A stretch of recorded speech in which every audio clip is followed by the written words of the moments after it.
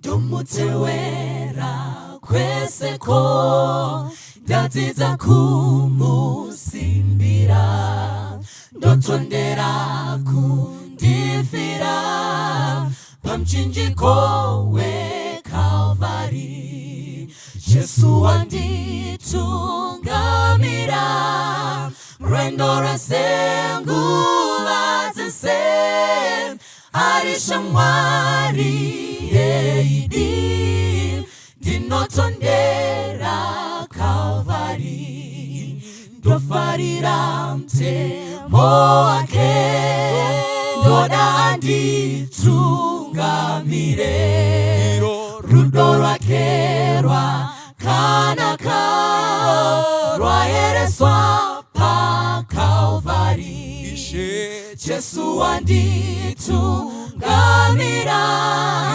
Mrendore sengula zese Arishamwari yeidi Dinotondera Calvary Dinofambandi singachki Dofarana Kristu pechko Dosimmirandi shaona Shamwari pa Calvary Dinofambandi singachki Dofarana Kristu pechko Dosimmirandi shaona Shamwari pa Calvary Jesu anditungamira Mrendore sengula zese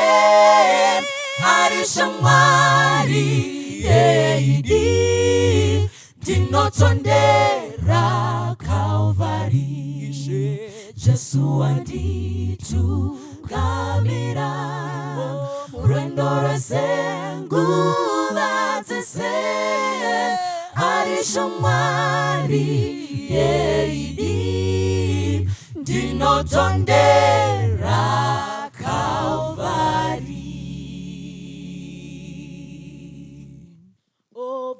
Ovumaindi fambenemi Sezakai tainoki Mubateru okorangu Nditauri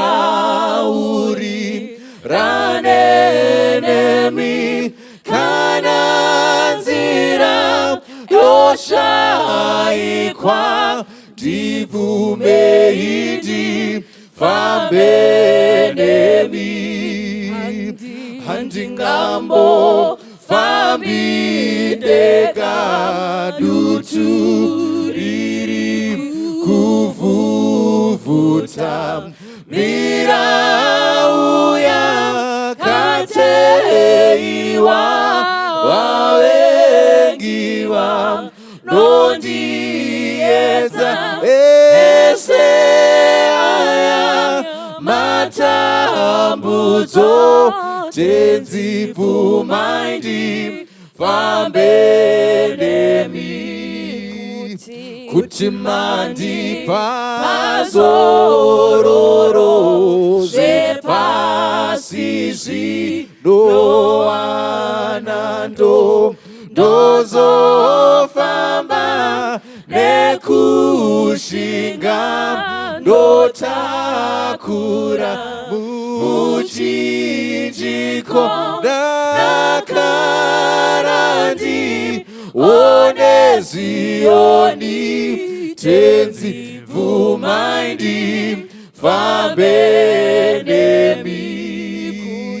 Kutimandi pazororo Zepasisi zinoanando Dozofamba nekushinga Dotakura muchinjiko Nakarandi Onezioni tenzi vumaindi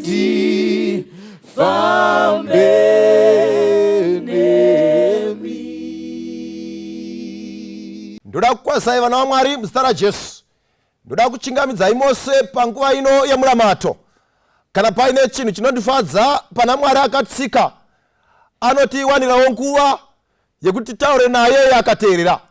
Mukati menyika yatararama ukada kutaurawo neshamwari dzako zvarema, kuti hama dzangu zvarema, tingaonanawo papi ndikurukure nyaya yangu. Vanhu vanokuudza kuti I'm very sorry, ndiri busy. But zvakadaro musiki wedu, muiti wetu achine mukana wekusangana nesu, achitaura nesu, dzimwe dzenguva richipa zvichemo zvedu akateerera. Saka da kuchingamidzai mose tichienda pabhuku raMark, richava iro vhesi richatitungamirira panguva yemunamato. Mark chapter 10 pavhesi ya17 ndichaverenga. Now as he was going out of the road, one came running, knelt before him and asked him, Good teacher, what shall I do that I may inherit eternal life? Ngatira Matei. Baba wedu anodikanwa, anobata ushe panyika nekumusoro kudenga.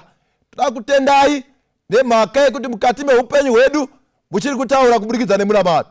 Muchiri kutaura kubudikidza neshoko renyu, chiriisawo pachena, rigonzwisisa kunyange neunomhanya. Ndio munamato wedu muzita raJesu tokunamatai, amen. Na ukaverenga Bhaibheri wotsvaka nhoroondo yemuchinda ari kuuya pana Jesu, uchanzwisisa kuti anga asiri muchinda wemangamanga.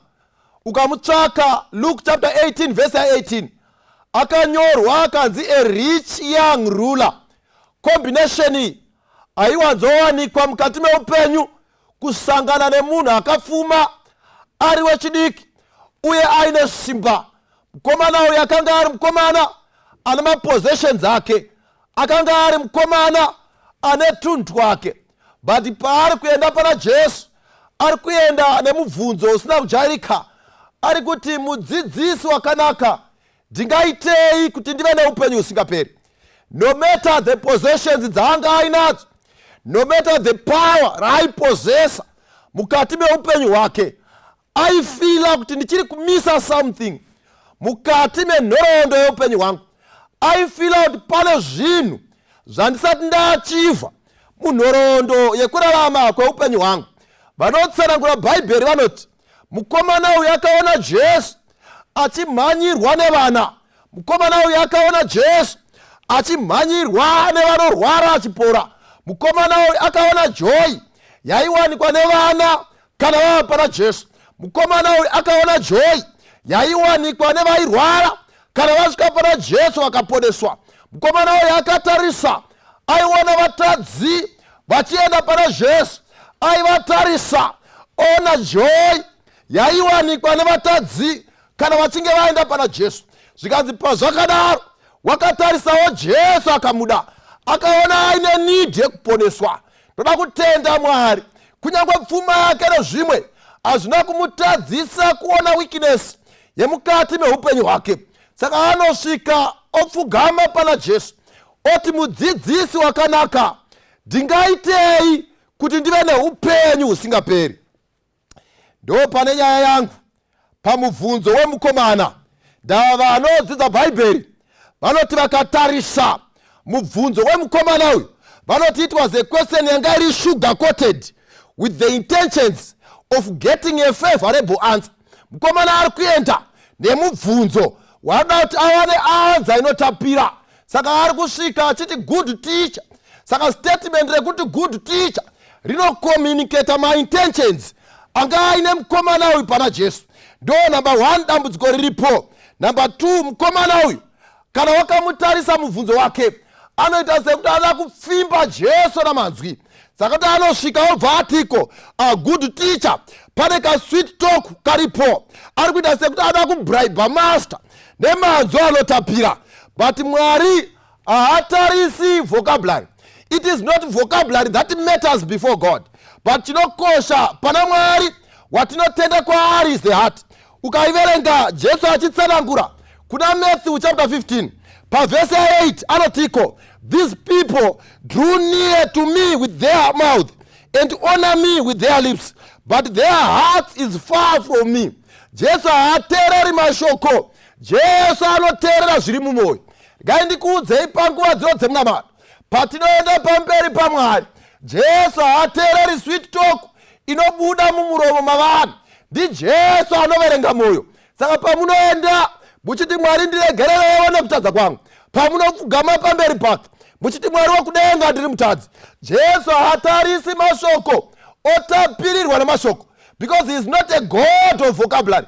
NdiMwari anotarisa mwoyo yavanhu. Saka anokutarisai oona kuti pamunokumbira ruregerero muri kukumbira here nekurevesa, nekuti ndiMwari anoita nekurevesa. Saka ndoona Jesu achitarisa mukomana uyu. Saka anoona dambudziko riripo, vocabulary yake yakanaka, pana mashoko anotapira, but mwoyo wemukomana uyu uri kuenderana here nezvaanokumbira. Number 2, pane dambudziko pastatement yemukomana. Dambudziko riri papi? Anosvika otiko, what shall I do to inherit eternal life? Anofungidzira kuti nyaya dzekuponeswa dzine chekuita nezvaunenge waita. Saka Jesu paanomutarisa, ari kutarisa mukomana ane mubvunzo wakatorasika, ndingaitei kuti ndiponeswe? Ndava hatina zvatinoita. Polisi kana kuti law inheritance haiti pane zvaunofanira kuita kuti uponeswe, but law of inheritance inoti you need to belong kuti ukwanise kuponeswa. Kana uri mwana wakwadhuve, kuti udye zvinhu zvakwadhuve, unofanira kunge chitupa chako chakanzi uri wekwadhuve. Chinoitika, unofanira kunge uri mhemba yemhuri kuti uponeseke. Saka iye mukomana uyu ari kusvika achibvunza, ndoitei kuti ndiponeswe? Nyaya yekuponeswa hainei nezvaunoita. Nyaya yekuponeswa ine chekuita nebelongingness. Saka ukaiverenga John achinyora chapter 1 verse 12 yaJohn inoti, but as many as received him, to them he gave them the right to become children of God. Saka vanotenda kuna Kristu unovapa simba rekuva vanakomana nevanasikana vaMwari. Ukaiverenga pfungwa iyi kuna Ephesians achingosimbisa pfungwa iyi chapter 1 verse 5 inoti iko, having predestined us to adoption as sons of Jesus Christ to himself. So we have been adopted kuva vana vaMwari. Saka nyaya inheritance hainei nezvaunofanira kuita. Nyaya inheritance ine chekuita nebelongingness. Saka mukomana uyu ari kuvhunza mubvunzo usiri iye. Saka Jesu anomutarisa, ndobva aona kutiko mukomana uyu akarasika, but akamutarisa ndoona achimubvunza, mukomana uyu anonzwisa here kuti Jesu mwanakomana waMwari? Ndoona akamutarisa, anozvibvunza mumwoyo make, mukomana uyu anonzwisisa here zviri kutaurwa kana zviri kutaurwa nemwoyo wake? Zvaari kubvunza anozvinzwisa here?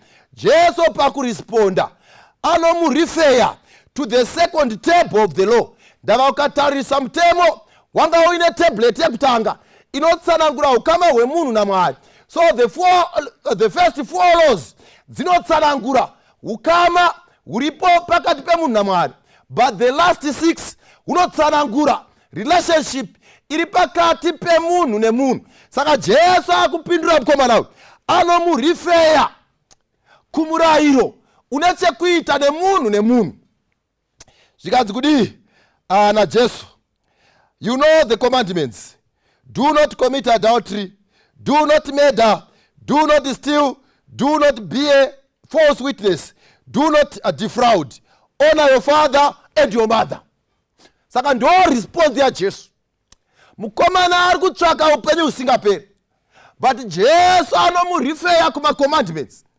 Ngaindikuudzei vana vaMwari, panguva dzino dzemunamato, mubvunzo ndingaitei kuti ndiponeswe, Jesu achiri kungorifeya vanhu kuma commandments, but pano Jesu arifeya vanhu pama commandments ane chekuita nemunhu nemunhu. Oziva kune vamwe vanhu vanoti zvevanhu zvandinetsa, gore rino handinei nenyaya dzavanhu, chandinoda ndakuda kumboita zvekunamata. Vanhu vanonditadzisa kunamata Mwari wangu. Pano Jesu achiresponda ari kuburitsa pachena, nyaya yekunamata ine chekuita nevanhu. Nyaya yekunamata ine chekuita neukama hwauinahwo navanhu. Saka haugoni kuti gore rino ndakumboita zvekunamata handinei navanhu. Ndosaka achitaura pane imwe nhamo, kana wafunga kuuya pamunamato kuzobayira chipiriso chako, worangarira kuti kune hama yandakanetsana nayo, worangarira kuti kune hama yandisiri kufambidzana nayo, siya chipiriso chako umhanye kuhama yako, munotaurirana musati mauya pamunamato. Panguva dzino dzamangwanani ndoda kutaurirai hama dzangu kuti munamato yedu isvike sechibayiro chinonhuhwira pamukuru, chinofanira kutanga chaitwa kugadzirisa ukama hwedu nehama dzedu. Saka Jesu anorifeya mukomana kumurayiro unochekuita nemunhu nemunhu. Taneta navanhu vanoti handina basa navanhu, ndakuda kumboita zvekunamata, vanhu vanonditadzisa kunamata. Ukaiverenga kuna Samuel, Bhaibheri rinoti Samuel achikura waifadza Mwari zvimwe chete navanhu. Bhaibheri rinotiwo zvakare kuna Luku, Jesu achikura akaramba achikura achifadza Mwari navanhu. Vana Paul vachitaura kuna X vanoti pazvinhu zvose taiedza nepatinogona kufadza Mwari nevanhu. Saka hazvigoni kuti unamate Mwari ugofadza Mwari usingafadzi vanhu, hazvigoni izvozvo. Kunyange Jesu pachake aiva munhu wavanhu. Saka mukomana uyu paanomutarisa anomurifeya kumurayiro une chekuita nemunhu nemunhu. But kana paine chinhu chinotikomborera, kana paine chinhu chinotifadza paresponse yemukomana uyu, ukaiverenga mukomana achipindura Jesu anotiko, regai mudze verse 20, and he answered and said to him, Teacher, all these things I have kept from my youth. Anoti zvese zvamuri kundiudza ndakazviita kubva pauduku hwangu. Kana paine chakavanzika chamusingaona, regai ndichirapanure. Mukomana uyu ari kutiko, nyaya dzeadhautari dzamuri kundibvunza kubva ndiri muyuthi handina kumboera ndakararama kaupenyu keupombwe. Nyaya yacho hamusi kuiona. Bhaibheri ratiko, he was a rich young ruler. Aiva nezvese at his disposal zvaikwanisa kumutendedza kuita upombwe. Mari yacho yaivapo, eji yacho yaitendedza, simba raivapo. But ari kuti kuna Jesu, kana dziri nyaya dzeadhautari, check my record, tarisai record yangu yakachena. Mukomana uyu ari kuti pano handina nyaya dzemedha dzamungakwanisa kundipomera nadzo. Mari ndaiva nayo yekugona kuenda nevana kumadoctors tichinobvisisa nhumbu tichiita abortion. But check my record, kana dziri nyaya dzemedha handiwanikwi panyaya idzodzo. Mukomana uyu ari kutiko, kana dziri nyaya dzavabereki, check my record, mari iripo, simba riripo, power riripo, but I give my parents the due respect they deserve. Ndinopa vabereki vangu kukudzwa kwavakafanira. Kana dziri nyaya dzavabereki, check my record. Mukomana ari kuchallenge denga oti nyaya dzemurayiro dzine chekuita nemunhu nemunhu, check my record. Handina zuva rimwe randakaenda ndikaita bear witness to a false witness, ndikapupura ndichipupurira nhema kune hama yangu. Chekai record yangu. Saka mukomana uyu ari kuchallenge denga kuti nyaya dzavabereki nini hazvina mhosva, ndine mari, vabereki vangu ndovapa respect yanodeserva. Tine vamwe vanhu panguva dzino vakutopfugama panguva yemunamato vachida kukumbira Mwari wokudenga, but mubereki ari kuchema nemhaka yake. Kune vamwe vanhu vakaita mari, vaita mari, vabereki vavo vakava varanda vavo nemhaka yekuti ivo vakakomborerwa naMwari. But this young man ari kuti kana dziri nyaya dzemubereki wangu, endai munomubvunza, my parents are happy. Endai munobvunza mai vangu, handina rimwe zuva randakaita answer back kumuparent wangu. Tine vafana venguva ino vamira vanoita answer back kumubereki. Mubereki akataura zvaanotaura, anoti manyanya kunditsoma. Vabereki BP iri kukwira nemhaka yevana. Panguva ino yemunamato hama yangu, mubereki wako ari kufara here? Panguva ino yemunamato hama yangu, mubereki wako haana kuremerwa here nemhaka yekamupinduriro kaunomuita? Mubereki wako haasi eslave here nemhaka yekuti mukati memusha iwe ndiwo une mari? Saka ukatenga mbudzi dzako ukaisa kumusha, vabereki vakauraya mbudzi vasina kukuudza, vanotofanira kunyora ripoti. vanofana kutsanangura makazviitirei makauraya mbudzi yangu musina permission zvisinei nekuti ndivo vanoifudza. Chero nyange vakakuudza mbudzi yangu yarwara tikaona kuti zviri nani tiipedzise, unopopota makazviitirei musina permission yangu. Vototi takafona foni yako yainetsa unopopota zvakadaro. But this young man ndinomurespecta panyaya iyi. Anoti iko mukuru wangu chekai rekodi yangu kana dziri nyaya dzavabereki pamutemo wokukudza vabereki izvozvo ndakazviita kubva pauduku hwangu. Bhaibheri richitsanangura vhesi 21 inoti then Jesus looking at him loved him and said, Jesu paakamutarisa akamuda. When he looked at him he loved him. Ndozvinotaurwa nebhaibheri. Nemhaka yei Jesu akamuda denga rakakonfema kuti ichokwadi. Tatarisa rekodi pavabereki taona pakachena, tatarisa rekodi paupombo taona pakachena, tatarisa rekodi yako tikakuona wakachena iwe. Saka denga richitarisa rakaona a candidate of heaven. Jesu akatarisa, he longed to see in him a co-worker with him. Akatarisa ndobva aona munhu waizokwanisa kushanda naye mukati mebasa rekuponesa kwavanhu. When Jesus looked at him he longed to make him like himself. Aida kumuita sezvaari iye. Akabva amutarisa Jesu achimutarisa, he longed to develop a character, an excellent character in him yanga iri fitted for heaven. He longed to make a candidate of heaven. Akati ndiwo mukana wekugadzira bhiza rekuponeswa, ndiye mukana wekugadzira munhu webasa. Muchinda uyu munhu webasa. Kana Mwari akakutarisa ari kuona muchinda webasa nemhaka yekuti wauya panguva dzose dzemunamato, Jesu ari kuona munhu anoda kugadzirwa karekta yake ifanire denga panguva dzino dzemunamato. Jesu ari kutarisa obva aona yekoweka yaachashanda nayo mumisheni yake. Jesu paari kutarisa he longs to develop an excellent character in you yekuti kana akuita sanctified you are fit for heaven. Ari kutarisa munhu panguva dzino dzemangwanani.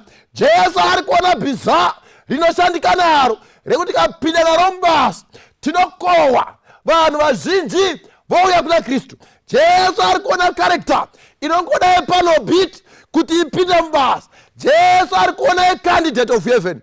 But Jesu paari kutarisa anoti pane chinhu chimwe chichiri kushota. Pane chinhu hani chichiri kushota.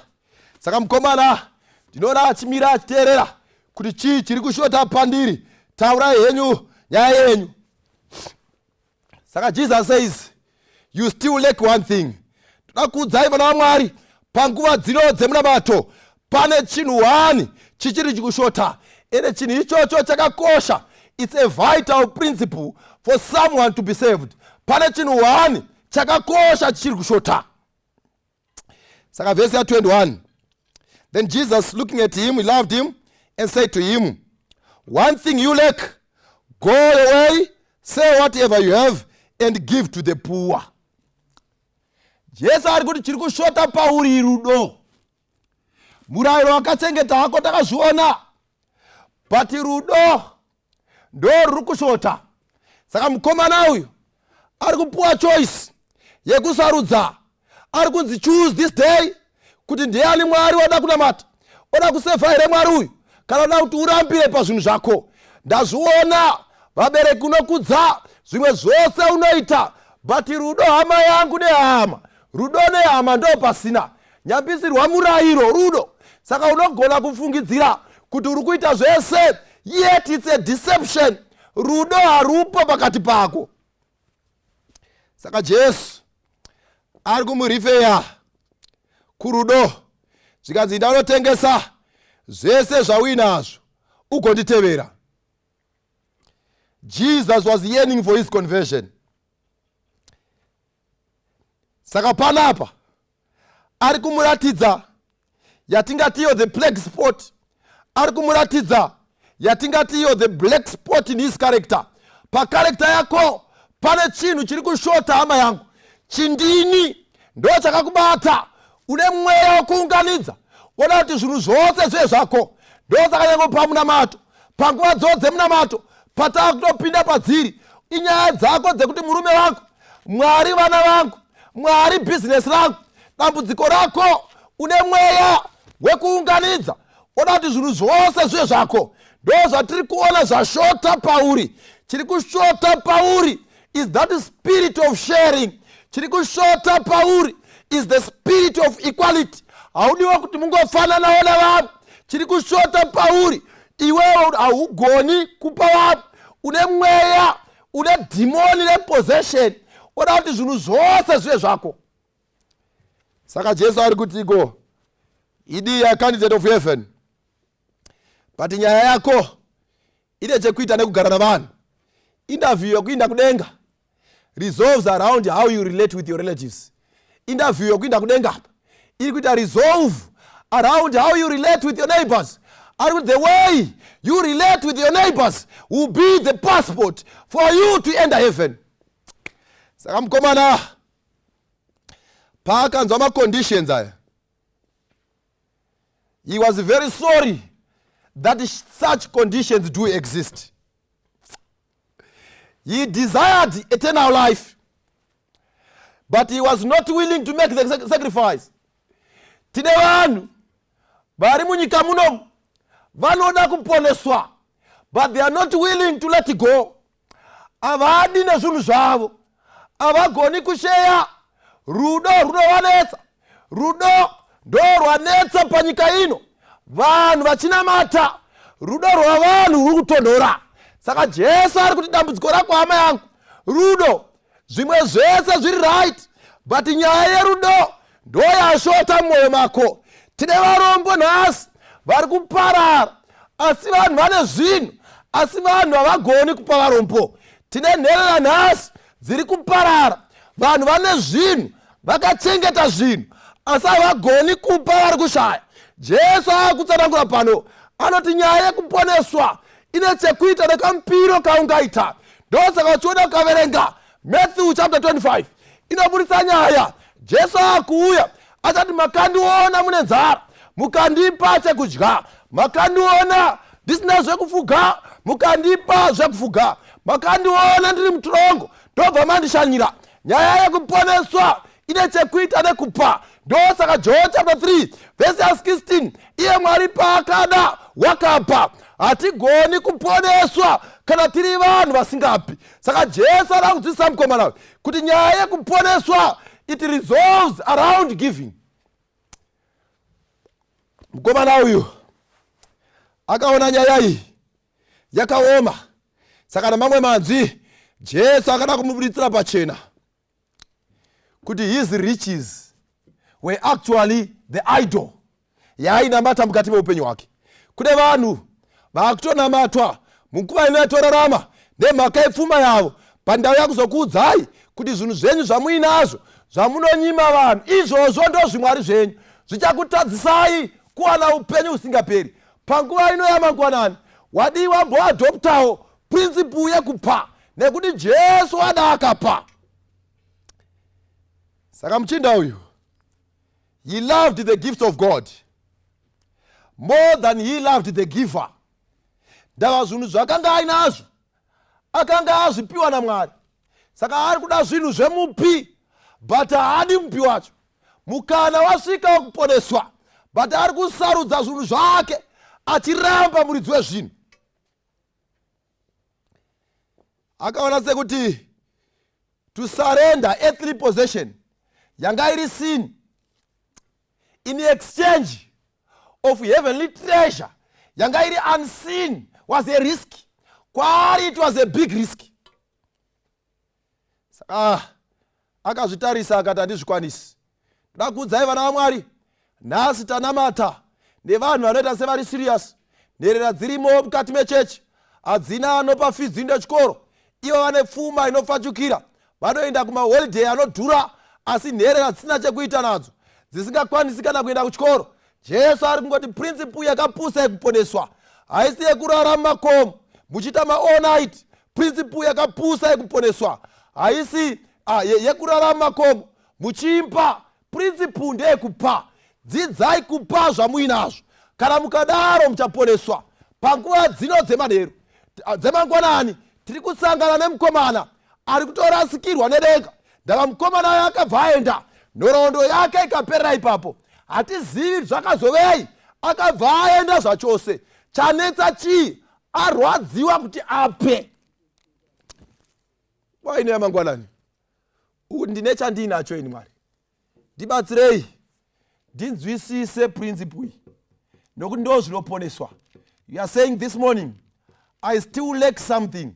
Mukomana uyu zvimwe zvese aita, but he was still lacking. You are saying this morning, panguva dzemunamato, I am still lacking. Pane zvichiri kushota pandiri. Pane imwe sutu iri mukati memba yangu. Ndikatoiona ndoshamisika kuti sutu iyi ichiripo. Ndiri kufanira kuiburitsa enda kumuridzi wayo. Pane bhutsu dziri mukati memba dzandoti ndikatarisa dzichipo. Ndiri kufanira kudziburitsa dziende kumuridzi wadzo. Kune nherera dzoda kuchengetwa. Kune chirikadzi dzoda kuchengetwa. Kana tisati tagona izvozvo, kuponeswa kwedu kunganetsa. Kana uriwo munamato wako manguva dzose mangwanani, kuti Mwari, rudo rwatonhora. Mutsaiwo rudo mandiri. Pandinoona vari pakutambudzika, ndisavashora kuti vabereki vavo vaitei vamwe pataishanda. Pandinoona vari kutambudzika, ndisavashora kuti pataiverenga mabhuku ivi vaivepi. Ndipewo mweya wekupa. Ndidzidzisei kuita sezvamuri imi Kristu. Nekuti mimi vakasiya denga kuzotifira pamuchinjikwa. Ndo principle yekuponeswa. Ndo yaishota pamukomana uyu. Kana uri munamato wako, haungakotamisi here uso panguva dzemunamato. Tive nenguva yekunamata. Ngatinamatei. Baba vedu vanodikanwa, vanobata ushe panyika nekumusoro kudenga, toda kutendai saMwari. Imi mada makapa. Ndo zvamuchiri kungodzidzisana nhasi. Titarise zvatiinazvo. Titarise vakatipoteredza vari in need. Matiburitsira pachena. Hatigoni kuti gore rino ndakuda kumboita serious nekunamata. Handinei navanhu. Nekuti matiburitsira pachena kuti nyaya yekunamata ine chekuita navanhu. Chitibatsiraiwo Mwari wokumusoro kudenga. Tirarame sezvinodiwa neshoko renyu. Titsvage hama dzedu. Titsvage maneighbors edu. Tidzidzire kuda hama dzedu. Tidzidzire kuda maneighbors edu. Kana tagarisana navo zvakanaka, imoya toenda kumusha. Ndo munamato wedu tine family members atakaneglecta tinazvo. Tine church members atakaneglecta tinazvo. Kune community members atakaneglecta tinazvo. Mwari wokudenga, toda kutendai nekuti imi hamupariri vanhu mhosva panguva dzekusaziva. Tangawo upenyu hutsva nesu pachaswera mukati mezuva ranhasi. Zita renyu rigokudzwa nekuti muri Mwari. Ndo munamato wedu muzita raJesu tokunamatai. Amen. Nguva yekunamata moyo unanawa, touya kuna Jesu mponesi wedu, nekutenda touya kuchishango chedu, orapawa kaneta shakanaka kuwayo mukunamata tinokomborerwa orapawa kaneta shakanaka kuwayo nguva yekunamata tenzi oswedera anetsitsi kunzwa vana vachijema zvese tinozvisa pamakomba ake orapawa kaneta zvakanaka kuwayo mukunamata tinokomborerwa orapawa kaneta zvakanaka kuwayo nguva yekunamata apo vanoyedzwa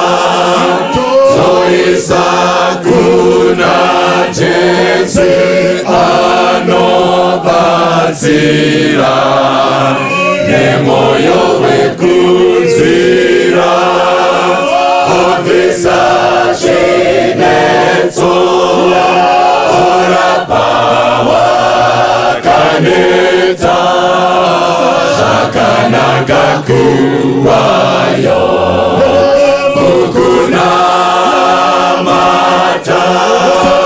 tinokomborerwa orapawa kaneta zvakanaka kuvayo panguva yemunamato tinofusimbira zvikomborero zvese tinozviwana mukusimbira iye hakuna dambudzo orapawa kaneta zvakanaka kuvayo mukunamata tinokomborerwa orapawa kaneta zvakanaka kuvayo.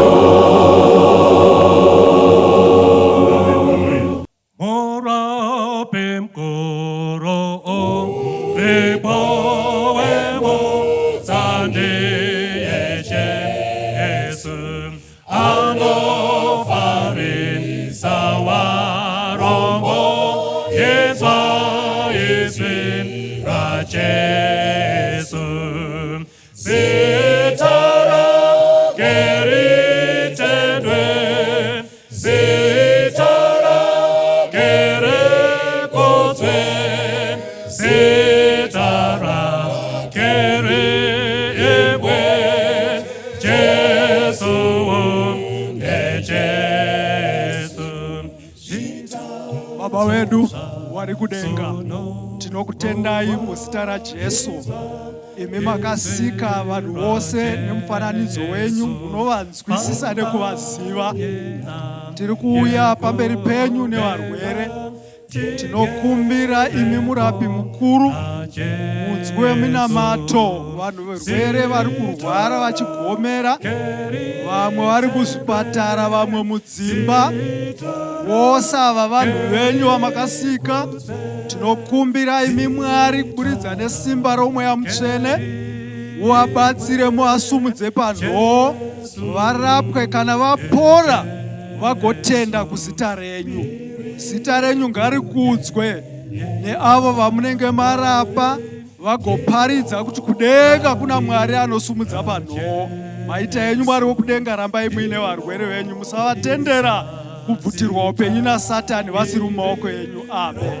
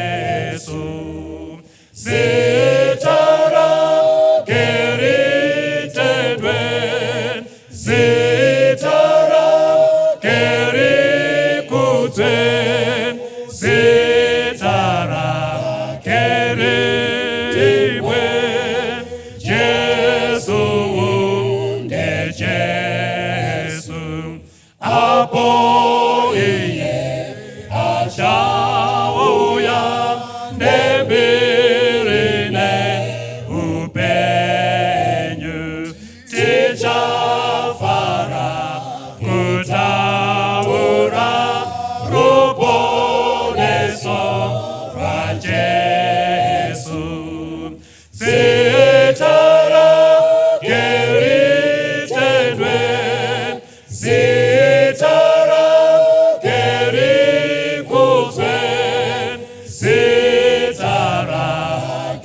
Amen.